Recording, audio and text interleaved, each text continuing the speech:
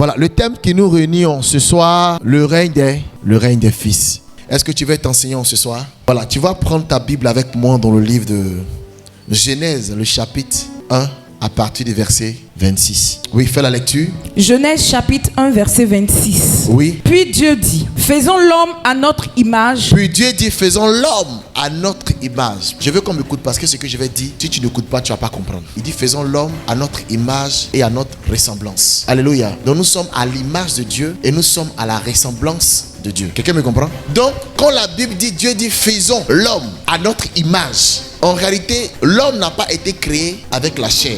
L'homme a été créé en esprit. Donc, je suis un esprit, maintenant j'ai un corps. Quelqu'un me comprend? Donc, je suis un esprit qui habite dans un corps. C'est pour cela que lorsque quelqu'un meurt, l'enveloppe corporelle qui est la chair reste. Et l'esprit repart au Créateur. Amen. Donc, nous sommes des esprits et nous habitons dans un corps et nous avons une âme. Donc, quand la Bible dit, Dieu dit créons l'homme à notre image. Pourquoi Dieu a créé l'homme? Je vous dis maintenant. Le seul être qui est capable de vivre dans les deux mondes, c'est l'homme. Un chien ne peut jamais vivre dans les deux mondes. Pourquoi? Parce que nous sommes esprits et nous avons un corps. Ça veut dire qu'on a la capacité de vivre dans le spirituel et on a la capacité de vivre dans le physique. Quelqu'un me comprend? Ça là est venu la jalousie du diable. Le diable, lui, il ne peut jamais se manifester dans le physique. C'est pour ça que tu vas marcher, tu vas beau marcher comme ça dans la rue. Satan ne va jamais venir te tacler. Jamais. Je vais vous dire pourquoi. Continue. Puis Dieu dit, faisons l'homme à notre image. Faisons l'homme à notre image. Selon notre ressemblance. Selon notre ressemblance. Et qu'il domine. La Bible dit que l'homme doit faire quoi? Il doit dominer. Dominer, sur les poissons de la mer. Il doit dominer sur les poissons de la mer. Sur les oiseaux du ciel. Sur les oiseaux du ciel. Sur le bétail. Sur le bétail. Sur toute la terre. Sur toute la terre. Et sur tous les reptiles qui rampent sur la terre. Donc la Bible dit que l'homme doit dominer sur toute la terre. Donc qui est le patron de la terre? Est-ce que vous avez entendu? C'est Dieu. Et puis quand Dieu a parlé, regardez ce qu'il a dit. Il n'a pas dit et que nous dominions. Il dit faisons. Mais quand il arrive au niveau de la terre, il n'a pas dit pour que nous puissions dominer. Non, il dit pour que lui, homme, il domine. Quelqu'un comprend ce que je dis? Dieu n'a pas dit faisons l'homme à notre... Il a dit faisons l'homme à notre image. Quand il parlait de créer l'homme, il disait faisons. Il se mettait dedans. Amen. Maintenant quand il arrive au niveau de la domination pour dominer la terre, il ne se met plus dedans. Il dit pour que l'homme puisse dominer. Donc qu'est-ce que Dieu a fait? Dieu a créé l'homme à son image et à sa ressemblance. Et il a créé un royaume pour lui qu'on appelle le royaume terrestre. Et puis il a dit à l'homme, c'est là-bas que tu vas vivre. C'est sur la terre que tu vas exister. C'est là-bas que tu vas commencer à dominer toutes choses. Donc tout ce qui existe sur la terre. Donc quand Dieu a créé l'homme, l'homme passait dans le jardin. Quand le lion voit l'homme, il se prosterne. Parce que l'homme était le dominateur. Il était le patron. Est-ce que quelqu'un me comprend? Amen.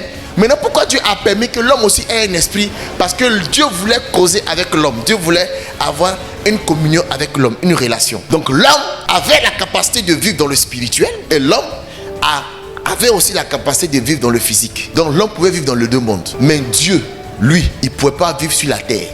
Dieu vivait seulement que dans le royaume des cieux. Donc Dieu a créé le royaume des cieux, le royaume de la terre.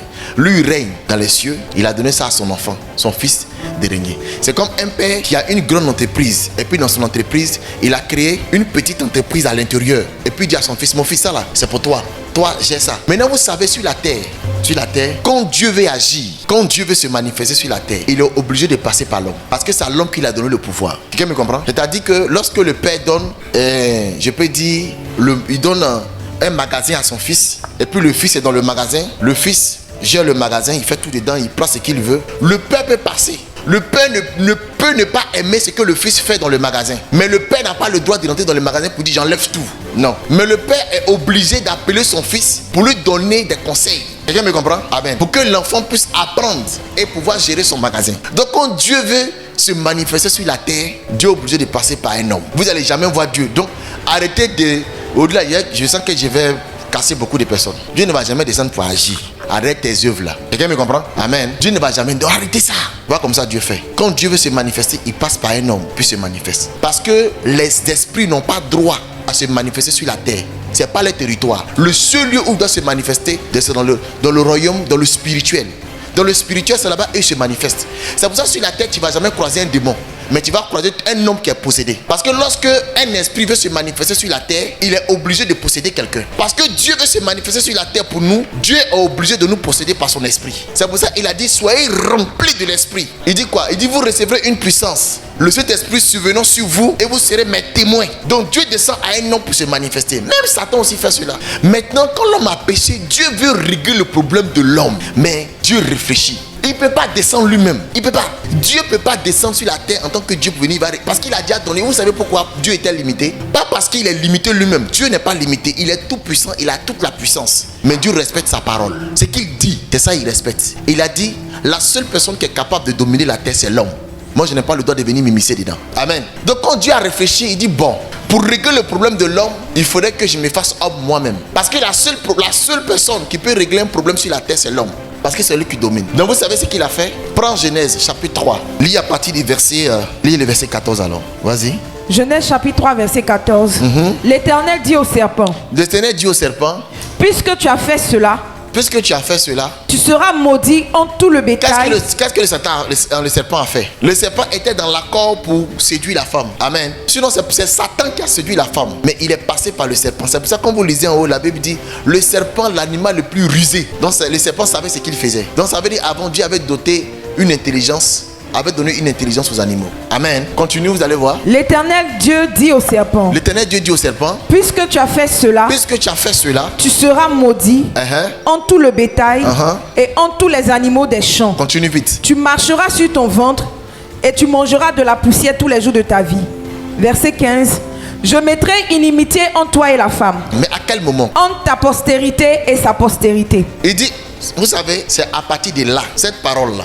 Dieu est fort, hein? Dieu. Vous savez, Dieu savait qu'il ne pouvait pas descendre pour régler le problème de l'homme. Mais il aime tellement l'homme. Donc il dit, bon, ce que je vais faire, c'est vrai que j'ai maudit le serpent. Mais il dit, la femme et le serpent là, vous deux, je vais mettre une inimitié entre vous. Mais cela va se passer entre votre postérité. Ça veut dire qu'on parle de postérité, on parle de descendants. Donc la descendance de l'homme, la descendance du serpent et la descendance de qui? De la femme. Arrivé à un moment donné, vous deux, je ferai tout mon possible pour qu'il y ait pas une amitié entre vous. C'est là Dieu venait de prendre la résolution pour dire, bon, quand il a dit, je mettrai une inimitié entre la femme et le serpent, entre ta postérité, il venait de dire à la femme, à compter d'aujourd'hui, tu auras la capacité de créer l'homme. Parce que je veux que tu crées un homme qui aura la capacité de pouvoir régler le problème que tu veux de causer. Il a dit à la femme, comme c'est toi qui as causé le problème, tu vas mettre quelqu'un au monde qui va régler le problème. Vous comprenez? Alléluia. Amen.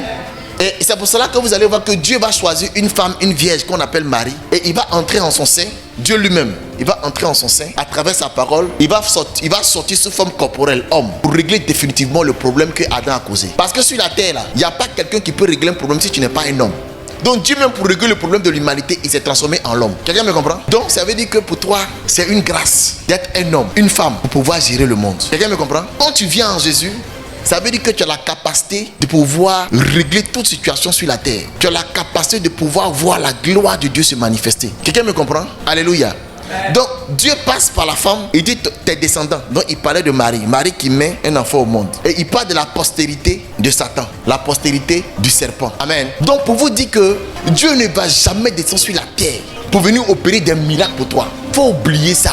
La seule personne par qui Dieu peut passer pour opérer des miracles, c'est toi. Parce que tu es son choix. La Bible dit à tous ceux qui l'ont reçu, à ceux qui croient en son nom, il a donné le pouvoir de devenir enfant de Dieu. Amen. Parce que regardez ce que Jésus a fait. Dieu a fait. Quand le péché est venu, l'homme était dénaturé. L'homme n'était plus homme. L'homme est devenu un être vivant. Je vous ai dit, l'homme c'est quoi? L'homme c'est l'image plus la ressemblance qui donne homme. Mais le côté image a été détruit à cause du péché. Donc on était seulement que dans la ressemblance. Ça veut dire qu'on est devenu des êtres humains. Mais quand Jésus est né en tant qu'homme, c'est-à-dire en tant qu'esprit. Mais l'esprit qui était en Jésus n'était pas un esprit que Dieu a mis. C'était pas la ressemblance, non. C'était pas l'image, non. Mais c'était Dieu lui-même, vous comprenez? Plus la chair de l'homme. Donc les deux ont formé Jésus. Quelqu'un me comprend? Amen. Et quand Jésus-Christ est mort à la croix, la mort de Jésus-Christ à la croix nous a donné la capacité, l'habilité. Nous a donné, je peux dire, la possibilité de rentrer et d'être comme nous étions dès le commencement. Ça veut dire homme spirituel, homme physique. Mais la différence entre Adam et nous, c'est que Adam, lui, il a reçu un souffle de vie. Vous comprenez? Amen. Bon, c'est pourquoi il était à la ressemblance et à l'image de Dieu. Mais quand tu deviens enfant de Dieu après la mort de Jésus, tu n'es plus à la ressemblance et à l'image de Dieu, mais tu deviens fils de Dieu. Ça veut dire quoi la différence? La différence c'est que pour être à l'image et à la ressemblance, Dieu souffle. Mais pour être à l'image et à la ressemblance, il habite en toi. Tu n'as pas une fine partie de Dieu, mais tu as en toi la manifestation et la divinité de Dieu en toi. Maintenant, regardez quelque chose. La Bible dit que nous sommes tous aujourd'hui enfants de Dieu. Nous sommes devenus enfants de Dieu. Et en toi habite l'Esprit de Dieu. À toi habite Dieu lui-même, pleinement. Et tu marches sur la terre. Et il a dit, tu es appelé à dominer, à maîtriser. Tu es appelé à être ce que tu veux sur la terre parce qu'il t'a donné tout pouvoir. Regardez ce que Jésus dit. Jésus dit, tout pouvoir m'a été donné. Et quand vous continuez, il dit, allez. Vous comprenez ce qu'il dit? Il dit, tout pouvoir m'a été donné, moi Jésus. Et puis il dit, allez. Pourquoi Jésus dit, tout pouvoir m'a été donné, puis il dit, allez? Souvenez-vous ce que le Seigneur dit. C'est ce que la Bible dit. La Bible dit quoi? La Bible dit que le Fils de Dieu qui est Jésus-Christ, et nous avons reçu un héritage. Nous sommes co-héritiers avec Christ et héritiers du Père. Donc ça veut dire que quand on parle de co-héritiers, ça veut dire que ce que Jésus a reçu, nous avons reçu. Donc si tu apprends à connaître quels sont les pouvoirs ou ce que Jésus a reçu, automatiquement tu sauras ce que tu as. Donc la connaissance de Jésus dans ton esprit te donne de savoir quelle est la dimension dans laquelle tu te trouves. Maintenant laisse-moi vous dire quelque chose. Le problème de Satan n'est pas venu détruire ta vie, non, non. Le problème de Satan, c'est de te faire croire que tu n'es pas enfant de Dieu. Parce que le jour où tu crois que tu es enfant de Dieu, que tu es né de nouveau, et que tu as en toi les capacités, et que tu as en toi l'Esprit de Dieu, tu n'es plus un être humain, mais tu deviens un divin. Et c'est là le combat de Satan. C'est pour ça que vous allez voir que lorsque Jésus-Christ était dans le désert, le premier combat de Satan se trouvait où? Le premier combat de Satan se trouvait lorsqu'il est arrivé, il a dit, si tu es vraiment le Fils de Dieu. Il voulait d'abord que Jésus doute de son identité. Vous savez, lorsque Satan te fait douter de ton identité, automatiquement tu perds ta valeur spirituelle. Parce que ta valeur spirituelle, ce que tu es dans le spirituel détermine ce que tu manifestes dans le physique. Ta valeur spirituelle, ce que tu es dans le spirituel détermine ce que tu manifestes sur la terre. Laissez-moi vous donner une autre définition de la prière. La prière, c'est la licence que Dieu te donne de pouvoir donner à Dieu, de pouvoir manifester sa gloire à travers ta vie. La prière, c'est le socle, c'est la porte que tu ouvres pour donner l'opportunité au surnaturel d'impacter ta vie pour te manifester dans le physique. Parce que vous savez, un homme ne peut réussir sur la terre s'il n'a Dieu. Et Dieu ne peut se manifester sur la terre si ce n'est pas un homme. Donc Dieu, lorsqu'il veut se manifester, il cherche un homme. Est-ce que quelqu'un peut me comprendre? Lorsque Dieu veut se manifester sur la terre, il cherche un homme. Quelqu'un me comprend? Et lorsque toi tu veux te manifester sur la terre, tu cherches Dieu. Donc puisque Dieu cherche un homme et que toi tu cherches Dieu, tu dois tisser un accord.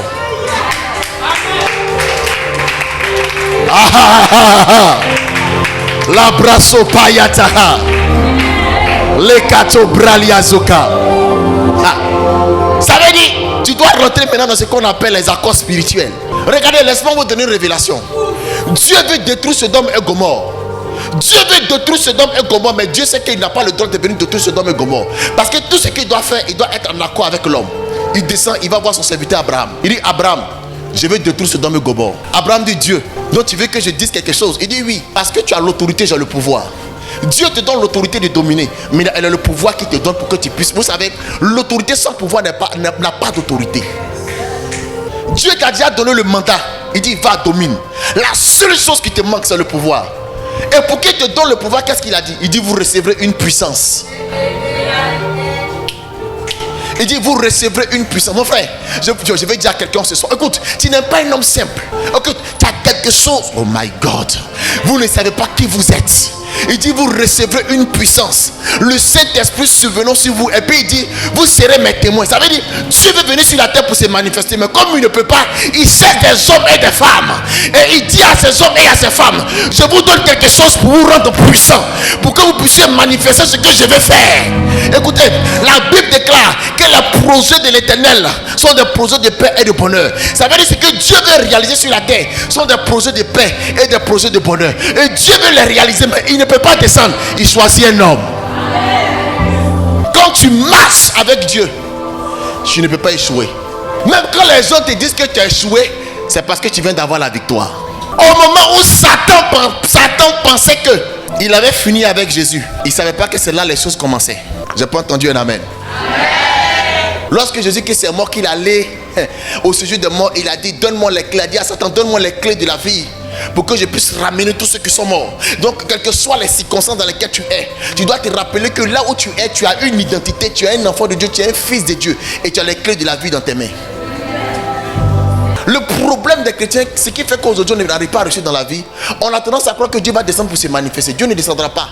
La seule personne aujourd'hui qui peut manifester Dieu, c'est toi. Laisse-moi vous donner un secret pour que vous puissiez mieux prier, pour impacter vos vies. Arrêtez de prier pour demander à Dieu. Priez plus pour avoir plus de pouvoir pour manifester Dieu. C'est pour ça que la Bible dit que vous demandez comme des hommes, vous demandez mal. Jésus dit tout pouvoir m'a été donné. Il n'a pas dit tout pouvoir m'a été donné, priez. Il dit tout pouvoir m'a été donné, allez. Quand on va, c'est pour faire quoi? Est-ce que c'est pour prier? C'est pour manifester. Tu as des défis à relever. Mais le problème, c'est que tu ne connais pas les secrets qui ouvrent les portes des défis. Vous savez, dans le monde spirituel, là, tout est une histoire de secrets, de clés et de codes. Je vous dis la vérité. C'est ça le problème. Les chrétiens ont beaucoup d'informations, mais ils ont peu de révélations. Les informations ne donnent pas la foi. Les informations te donnent de la connaissance, mais la révélation te procure la foi. La foi vient de ce que tu entends, et ce que tu entends vient de la parole de Dieu. Ça veut dire quoi? La foi vient de la révélation, et la révélation vient de l'information. C'est pour ça que quand tu as une information biblique, il ne faut pas te focaliser dessus pour penser que tu auras la foi. Non, tu auras la connaissance. C'est pour cela que Paul dit la lettre tue, mais c'est l'esprit qui vivifie. Parce que la révélation, c'est l'information plus esprit. La révélation, c'est ce que l'esprit de Dieu puise dans ta connaissance pour te donner de comprendre les choses spirituelles. Le problème aujourd'hui, c'est que nous voulons impacter le monde. Mais nous voulons impacter le monde et nous oublions notre identité spirituelle. Or nous vivons dans deux mondes. Nous vivons dans le monde spirituel et nous vivons dans le monde physique. Mais tu veux impacter le monde, mais tu oublies que tu dois développer ton être spirituel. Parce que plus tu donnes à ton être spirituel de comprendre les choses du spirituel, tu as la capacité de pouvoir manifester le physique. Pourquoi? Parce que tout ce qui existe dans le physique provient du spirituel. Quand vous lisez Hébreux le chapitre 11 verset 3 nous dit quoi? Lis Hébreux 11 au chapitre 3. C'est par la foi. Il dit c'est par la foi que nous reconnaissons que le monde a été formé par la parole de Dieu. Il dit le monde a été formé par quoi? La parole de Dieu. Continue. En sorte que ce qu'on voit, ce que tu vois avec tes yeux n'a pas été fait de choses visibles. N'a pas été fait des choses visibles. Si ça n'a pas été fait des choses visibles, c'est que ça a été fait des choses quoi? Invisibles. C'est pour ça que quelqu'un qui a la capacité de pouvoir marcher dans le spirituel. Vous savez, être un enfant de Dieu. Quand la Bible dit que tu es un enfant de Dieu ne marche pas, ne pense pas physiquement. Celui qui est enfant de Dieu, c'est quelqu'un qui a la capacité de pouvoir s'exprimer dans le spirituel. Laissez-moi vous montrer ça. Prends Romains chapitre 8, lis le verset 14. Vous allez voir de ce dont je parle. Car tous ceux qui sont conduits par l'Esprit de Dieu. Car tous ceux qui sont quoi? Conduits. Tous ceux qui sont conduits. On n'a pas dit tous ceux qui ont l'Esprit de Dieu. Amen. Tous ceux qui sont conduits par l'Esprit de Dieu sont fils de Dieu. Sont fils de Dieu. Donc un fils de Dieu, c'est celui qui a la possibilité de pouvoir être conduit par l'Esprit. Quelqu'un qui est conduit par l'Esprit, qu'est-ce qu'il fait? C'est quelqu'un qui manifeste les choses spirituelles, qui vit des choses spirituelles. Vous avez des défis à relever. Beaucoup de personnes ici ont des défis à relever. Beaucoup de personnes veulent réaliser certaines choses, mais vous n'arrivez pas à réaliser ces choses. Pourquoi? Parce que vous vivez selon les hommes. Vous ne vivez pas selon l'être spirituel. C'est ça qui est le problème. Je vous dis la vérité. C'est ça qui est le problème. Beaucoup de chrétiens sont devenus des religieux. Quand tu pries, c'est pour te donner plus de force, plus de pouvoir. Regardez ce que Dieu a dit à Zorobabel. Il dit, montagne, qui es-tu devant mon serviteur Zorobabel? Tu seras aplani. Parce que Dieu lui-même sait que sur la terre, là, il ne peut pas agir si ce n'est pas par son serviteur. Donc Dieu parle à la montagne par rapport à son serviteur. Mais est-ce que Dieu peut compter sur quelqu'un? Dieu veut compter sur quelqu'un pour relever des défis. Parce qu'il y a quelque chose de Dieu en toi. Lève la main droite avec moi. Dis Seigneur. Parle bien. Dis Seigneur. Donne-moi ce soir de vivre des choses extraordinaires. Des choses extraordinaires.